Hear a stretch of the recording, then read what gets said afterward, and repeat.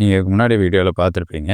இந்த ஆன்டீரியோ crucial ligament கட்டான கிளினிக்கலா எப்படி கண்டுபிடிக்கிறதுன்ற test எல்லாம். சரி இதெல்லாம் நமக்கு ஒரு ப்ராப்பரா பண்ணிட்டு, நமக்கு ஏசிஎல் கம்ப்ளீட்டா கட் ஆயிருக்கு அப்படின்ற ஒரு டவுட் இருந்ததுன்னா, கன்ஃபர்மேஷனுக்கு ஒரு எம்ஆர்ஐ ஸ்கேன் இருக்கும். அதில இந்த 2 பண்டலும் கட் ஆயிருந்தது, கம்ப்ளீட் டேர் இருக்கு. பேஷண்ட்ஸ்க்கு இதனால பாதிக்கப்பட்டவங்களுக்கு பெயினுங்கிறது ஓரிரு வாரங்கள்ல குறைஞ்சிருந்தாலும், அன்ஈவன் சர்ஃபேஸில் நடக்கும்போது ஸ்லிப் ஆகும் காலு.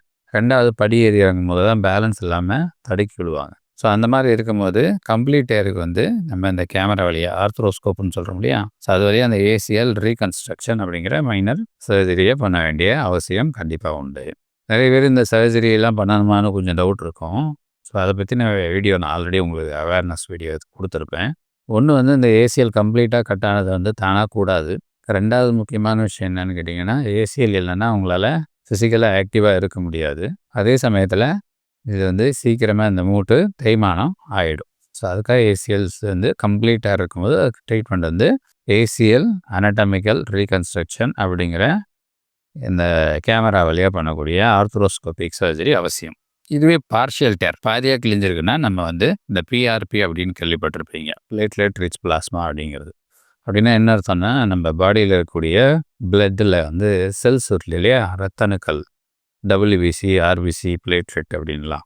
அதில் இந்த தட்டை அணுக்கள்ன்றது தான் பிளேட்லெட். ஸோ நம்ம பாடியில் எங்கே ஒரு பிரச்சனை இருந்தாலும் ஹீல் ஆக்குறது பிளேட்லெட் தான். ஸோ அந்த பிளட் ஒரு 30 ml எடுத்து நம்ம மல்டிபிளாக சென்ட்ரிஃபியூஜ் பண்ணி வரும்போது அந்த டபிள்யூபிசி, ஆர்பிசி, அன்னெசரி பிளாஸ்மா எல்லாம் செப்பரேட் ஆகி இந்த பிளேட்லெட் மட்டும் ஒரு தனிப்பட்ட முறையில் செக்ரிகேட் ஆகும், ஹைலி கான்சன்ட்ரேட்டடாக. ஸோ அது கூட அந்த பிளேட்லெட்டு அதிகமாக இருக்கிற பிளாஸ்மா மட்டும் செக்ரிகேட் ஆகும்போது அது கூட நிறைய க்ரோத் ஃபேக்டர்ஸ் அக்குமுலேட் ஆகும். அந்த க்ரோத் ஃபேக்டர்ஸ் தான் ஹீலிங் செல்ஸாக ஆக்ட் ஆகும். குறிப்பாக endothelial growth factor, epidermal growth factor, platelet derived growth factor, insulin like growth factor இப்படிங்கிறது எல்லாமே. ஸோ இதுக்கு என்ன பவர் இருக்குது அப்படின்னா, அந்த பாதியாக கிழிஞ்சிருக்கிற அந்த ஜவ் ஹீல் பண்ணுற கெப்பாசிட்டி உண்டு. 2வது, இது பேஷண்ட்டுக்கு ஏதாவது சைட் எஃபெக்ட் கொடுக்குமா டாக்டர் அப்படின்னு நிறைய பேர் கேட்பாங்க. கண்டிப்பாக வாய்ப்பு இல்லை. ஏன்னா your own medicine. For example, இந்த பிஆர்பிங்கிறது உங்கள் பிளட்லேருந்து ரெடி பண்ணக்கூடிய ஒரு சேம் ட்ரீட்மெண்ட் தான். 2வது விஷயம் என்னென்னா,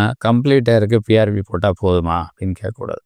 கம்ப்ளீட் டேர்னா ஆல்ரெடி சொல்லியிருக்கேன், ஒன்லி ஆர்த்ரோஸ்கோபிக் சர்ஜரி மட்டும்தான். பார்ஷியல் டேருக்கு பிஆர்பி கொடுத்துட்டு ரெகுலராக எக்ஸசைஸ் பண்ணிட்டு வந்தால் கண்டிப்பாக சரியாயிடும். இதே மைல்டு ஸ்ட்ரெயின் மட்டும்தான் ஆயிருக்கு அப்படின்றது மூலம் எம்ஆர்ஐ வந்திருக்கு, பேஷண்ட்டுக்கும் இன்ஸ்டெபிலிட்டியில் எந்த ஃபீலிங் இல்லை அப்படின்னா கண்டிப்பாக நம்ம அது நீ மசில் ஸ்ட்ரென்தனிங் எக்ஸசைசஸை according to the suggestion given by the doctor and trained physiotherapist மூலம் பண்ணுறது மூலம் மறுபடியும் உங்களுடைய நார்மல் ஆக்டிவிட்டீஸை சீக்கிரம் ஸ்டார்ட் பண்ண முடியும்.